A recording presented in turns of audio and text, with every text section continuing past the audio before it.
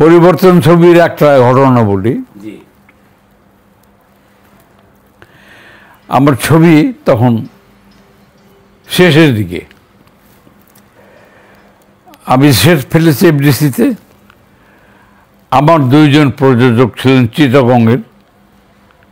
সেই আমলে এইরকম প্রযোজক খুব কম, দুজনই গ্র্যাজুয়েট, বেশ লম্বা চড়া, এবং তারা মনে প্রাণে ভদ্রলোক, শিক্ষিত লোক।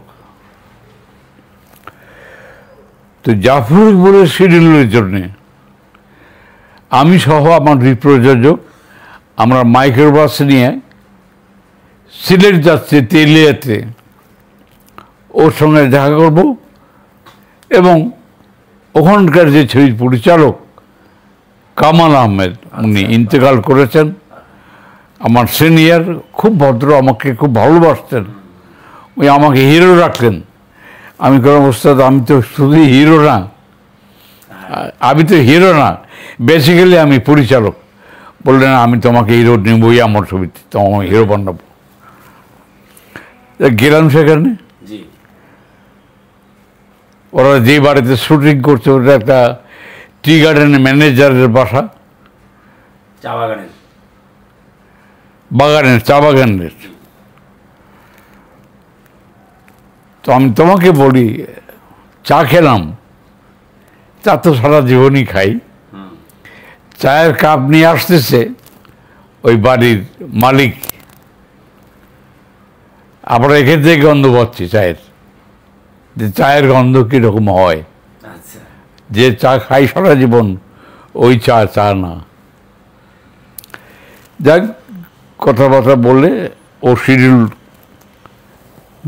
কামাও হয়ে বললো, তুমি যখন অস্ত্র প্রদূষণ নিয়ে, ঠিক আছে আমি ছেড়ে দিব, ওর কাজ কী করে কালকেই ওকে পাঠিয়ে দেবো। আমি ঠিক আছে আলহামদুলিল্লাহ। তো আসার সময়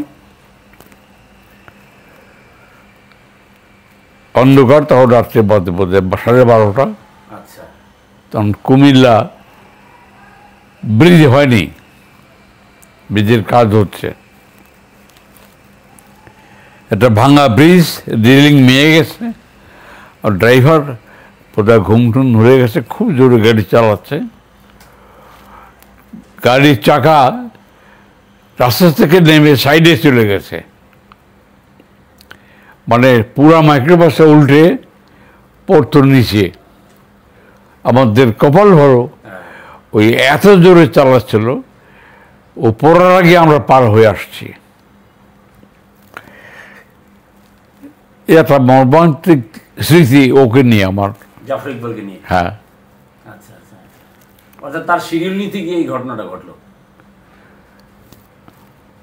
যদি তাকে খুঁজতে না যেতাম চিটাগঙ্গে সিলেটে, তাহলে এরকম হতো না। একটা মর্মান্তিক স্মৃতি আমার দুই প্রযোজক এবং আমার।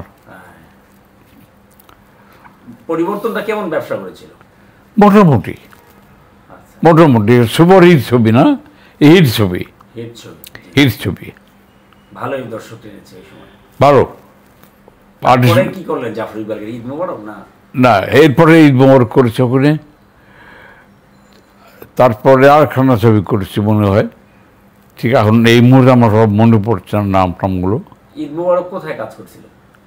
ঈদ মোবারকের আউটডোর লোকেশন ছিল সাভারে, মান্নু মিয়ার বাড়িতে।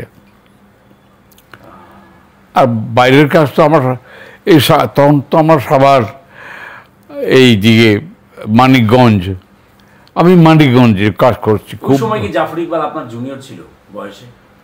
হ্যাঁ, ওই সময় জুনিয়র। হ্যাঁ। জাফর ইকবালকে এই তিনটা ছবিতে কেন নিলেন? শেষ করে দিব এখনই। আমি আমার গল্পের চরিত্রের প্রয়োজনে কাজ করেছি। আর যেহেতু সে সময় প্রযোজক নির্ভর ছবি বানাতাম, প্রযোজকের ইচ্ছা এবং চয়েস, ওই সময় যে সমস্ত আর্টিস্টদের বাজার দর থাকে, ভ্যালু থাকে, ওদেরকে নিয়েই কাজ করতে হয়। যাদের মার্কেট ওই সময় ছিল। রাইট। তার মানে ওই সময় জাফর ইকবালের মার্কেট ছিল ভালো। মোটামুটি মোটামুটি খারাপ না। দর্শক দেখতো ভালো। হ্যাঁ। ঈদ মোবারকে কোনো ঘটনা মনে আছে শুটিং স্পটে? যদিও অনেক সময়ের, লম্বা সময়ের ব্যাপার। একটু বেদনার এক ঘটনা মনে হবে। তখন অন্যান্যের সঙ্গে রহমান নামে একটি ছেলে বিয়ে হয়েছে, জি। তখন থেকে সে অন্যান্য রহমান।